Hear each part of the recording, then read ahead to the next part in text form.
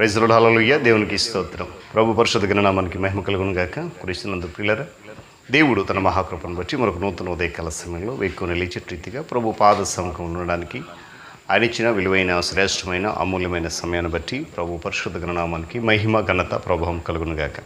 క్రీస్తునందు ప్రియులైన దైవజనులు, స్నేహితులు, విశ్వాసులు, సహోదరి సహోదరులు, ఈ కార్యక్రమాన్ని వీక్షిస్తున్న ఆత్మీయులందరికీ రక్షకుడైన యేసు నామములో ఉదయకాలపు శుభములు మరియు వందనాలు తెలియజేస్తాను. బాగున్నారా మీరంతా? చాలా సంతోషం. రండి, ఈ దినం కూడా ప్రేమతో మిమ్మల్ని ఆహ్వానిస్తున్న అనుదిన అభివృద్ధి ఉదయకాలపు ధ్యానాలు ఉన్నటువంటి ఈ ఆధ్యాత్మిక కార్యక్రమం నాతో పాటు బాలిబాక్స్లై వాక్యాన్ని ధ్యానించి దైవాశీర్వాదం పొందండి.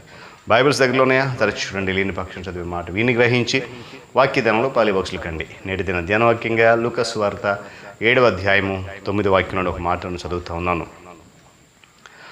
యేసు ఈ మాటలు విని అతని గూర్చి ఆశ్చర్యపడి, ఇశ్రాయేలులోనైనాను ఇంత గొప్ప విశ్వాసము నేను చూడలేదని మీతో చెప్పుచున్నానెను.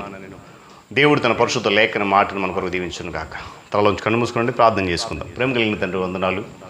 మహోన్నతుడ, మహాగణుడ, సర్వాధికారి, సర్వశక్తిమంతుడ, స్తోత్రాలు. తిరిగి మనకు నూతన ఉదయకాల సమయంలో ఇటు రీతిగా నీ పాద సముఖములు ఈ ఆధ్యాత్మిక కార్యక్రమం ద్వారా మీ నామాన్ని గణపరచగలిగిన చక్కటి శ్రేష్టమైన సమయం మాకు ఇచ్చారు. మీకు వందనాలు. మీ ఆత్మతో సత్యంతో ఈ కార్యక్రమం నడిపిస్తున్నాం. మీరు మహిమ పొందుతున్నారు. వందనాలు. ఈ దినం కూడా ఇటు నడిపించండి, బలపరచండి. యేసు నామమున అడుగుతున్నాను తండ్రి, ఆమేన్. చాలా సంతోషం పిల్లరా. మరి చదవని వాక్యం మనందరూ తెలుసు కదా. గడిచిన 2 దినాలుగా క్రైస్తవ సాక్ష్యం, ఒక శతాధిపతి జీవితం నుండి అనేకమైన విషయాలు మనం నేర్చుకుంటూ వస్తున్నాం. మొదట మరి క్రైస్తవ సాక్ష్యం ఎలా ఉండాలంటే, మన గురించి ఇతరులు అనగా స్నేహితులైనటువంటి వారు గొప్పగా సాక్ష్యం చెప్పాలి. అక్కడ ఆ శతాధిపతి పొందుకున్నాడు. రెండవది, తన గురించి తన సాక్ష్యం చెప్పుకున్నాడు. తగ్గింపు సాక్ష్యం. నా ఇంట్లో రాడుకు పాత్రుడం కానయ్యా, నేను కూడా అధికారం ఉంది, నా కింద దాసులు ఉన్నారు, రమ్మంటే వస్తారు, పొమ్మంటే పోతే, ఇలాంటి సాక్ష్యం. మూడోది ఏంటంటే, ఇది ప్రతి విశ్వాస జీవితంలో ఉన్నటువంటి శ్రేష్టమైన, అమూల్యమైన సాక్ష్యం. ఎందుకు తెలుసా? స్వయాన క్రీస్తు ప్రభువు వారు ఇచ్చినటువంటి సాక్ష్యం.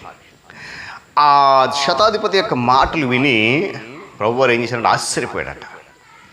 ఆశ్చర్యపోయి, ఇలాంటి విశ్వాసం నా సొంత జనులు, దేవుని పేరు పెట్టబడిన ప్రజలు, ఇశ్రాయేలీయులను పిలబడిన వారు ఎవ్వరిలో కూడా ఇలాంటి విశ్వాసం నేను చూడలేదని చెప్పి ఆశ్చర్యపోయాడు. దేవుని స్తోత్రం చెప్పండి.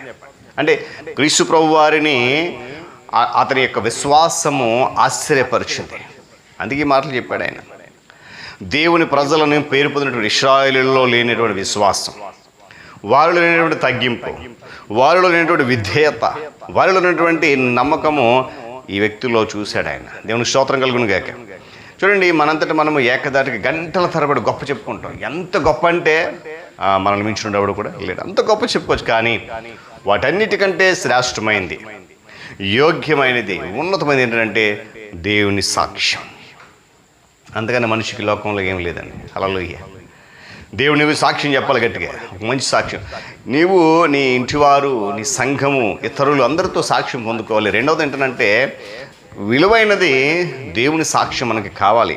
గమనించాలి. ఉదయకాల ఈ శతాధిపతి జీవితం యేసుక్రీస్తు ప్రభు వారి యొక్క ఆ సాక్ష్యం ద్వారా ధన్యమైపోయింది. దేవుని స్తోత్రం చెప్పండి. హల్లెలూయా. నీ దాసుడు బాగా అయ్యాడు, వెళ్ళిపో అని చెప్పి ప్రభు ఎప్పుడైతే పలికాడో, ఆ పలికిన మాట విని ఏమని అతని వదనం లేక మొత్తం కోటి దీపాల కాంతివంతం అయిపోయింది. చాలా సంతోషం అయిపోయాడు. నేను ఆహ్వానించగానే ప్రభు వచ్చాడు. వచ్చినగానే ప్రభు వచ్చాడు. కానీ ప్రభు తన ఇంట్లోకి రావడానికి శతాధిపతి అంగీకరించలే. కోపంతో కాదండోయ్, భయముతో, తగ్గింపుతో, వినయముతో, విధేయతతో వేడుకున్నాడు. ఈరోజు ప్రియులరా, అందుకొరకే క్రీస్తు ప్రభు వారిని ఒక గొప్ప సాక్ష్యాన్ని పొందుకోగలిగాడు. దేవుని స్తోత్రం చెప్పండి. కృతజ్ఞత బాగుంది, ఇందుకు తిరిగి వెళ్ళిపోయాడు. క్రీస్తు పలికినట్లుగానే అతని దాసుడు స్వస్థత పొందాడు, బాగుపడిపోయాడు పక్షవాయు నుండి. చూడండి, గమనించండి. ఉదయం కలిసి ఒక మాట చెప్తాను నేను. ఎక్కడైతే విశ్వాసం ఉంటుందో, ఎక్కడైతే నమ్మకం ఉంటుందో, ఆ స్థలములో స్వస్థత ఉంది అనేటువంటి సూక్తి ఈ శతాధిపతి సార్థకం చేశాడు. దేవుని స్తోత్రం చెప్పండి గట్టి. హల్లెలూయా. విశ్వాస విరోచిత కార్యం. అందులోనూ ఇతనిది మామూలు విశ్వాసం కాదండోయ్, క్రియాపూర్వకమైనటువంటి విశ్వాసం. సృష్టికర్త అయినటువంటి దేవుడిని ఆశ్చర్యపరచినటువంటి విశ్వాసం. సృష్టికర్త అయిన దేవుడు స్వయంగా పలికినటువంటి సాక్ష్యము పొందుకోగలిగినటువంటి విశ్వాసం. ప్రియ విశ్వాసి, ప్రియ సహోదరుడా, ప్రియ సేవకుడా, సహోదరి సహోదరుల, మరి మన సంగతి ఏంటి? శతాధిపతి మనుషుల సాక్ష్యం పొందుకున్నాడు, తన గురించి సాక్ష్యం తను చెప్పుకున్నాడు, చివరికి దేవుని సాక్ష్యం పొందుకున్నాడు. ఇలా సర్వతోముఖ సాక్ష్యం గలవాడికి పేరు పొందాడు. అలాంటి వాడే నిజమైన క్రైస్తవుడు, అలాంటి వారిది నిజమైన క్రైస్తవ సాక్ష్యం అనే విషయాన్ని గమనించాలి. ఈరోజు మన సాక్ష్యం ఎలా ఉంది? నీ సాక్ష్యం సంగతి ఏంటి? నీ గురించి ఎవరు మంచిగా చెప్తున్నారా? చాలా గొప్పవాడండి, చాలా మంచి విశ్వాసుడండి, భక్తిపరుడండి, నమ్మకం గలవాడండి, దేవుని అంటే ప్రీతి గలవాడండి, ఎప్పుడైనా చెప్పుకోగలిగాడా? అయ్యా నేను పాత్రుడని కాదు, యోగ్యుడని కాదు, నిన్ను గురించి ఎప్పుడైనా ప్రభు దగ్గర ఒప్పుకున్నావా? నేను అంటాను, ఆ రెండు నీకు ఉన్నప్పుడు స్వయంగా దేవుడు అంటాడు, ఇతనిలో ఉన్న విశ్వాసం గొప్పది. చెప్పగలుగుతాడు దేవుడు. ఈ భూమి మీద క్రీస్తు ప్రభు వారు జీవించిన కాలంలో పిల్లరా రెండు సందర్భాల్లో ఆయన ఆశ్చర్యపోయేలా చేసే 2 సందర్భాలు ఏంటో తెలుసా? నమ్మకం ఉండాల్సిన చోట అపనమ్మకం కనిపించింది. సాధారణంగా అసలు ఏమి ఉండదు అనిపించిన చోట బలమైనటువంటి సాక్ష్యం లేక బలమైన నమ్మకం కనిపించింది. ఈ 2 విషయాలు ప్రభు వారిని ఆశ్చర్యపరిచారు. ఈరోజు మరి ప్రభు నిన్ను చూసి ఏం ఆశ్చర్యపోతున్నాడు? అరే నా పేరు పెట్టుకున్న ఈ వ్యక్తి నా కుమారుడు నా కుమార్తె ఇలా ఉన్నాడంటే నా ఆశ్చర్యపోతున్నాడా? లేక నా కుమారుడు నా కుమార్తె ఇంత బలమైన విశ్వాసం ఉందని ఆశ్చర్యపోతున్నాడా? ఎలాంటి ఆశ్చర్యాన్ని నీ నుండి ప్రభువుకి ఇవ్వగలుగుతున్నావు? అదే కలిసి గమనించాలి. శతాధిపతి యొక్క జీవితం నుండి ఒక ముఖ్యమైన సాక్ష్యం కలిగినటువంటి జీవితం మనకు కావాలి. అలాంటి జీవితం నీకు ఉన్నప్పుడు ప్రభు అంటాడు, ఈ నా కుమార్తె నా కుమారుడు సాక్ష్యము బలమైంది, నమ్మకము శ్రేష్టమైందని చెప్పి గొప్ప సాక్ష్యం ప్రభు నీ గురించి ఇవ్వగలుగుతాడు. దేవుడి మాటలు మన కొరకు దీవించిన కాక. తలలోంచి కన్ను మూసుకుని ప్రార్థన చేసుకుందాం. ప్రేమ కలిగిన తండ్రి, మహోన్నతుడు మీకు వందనాలు.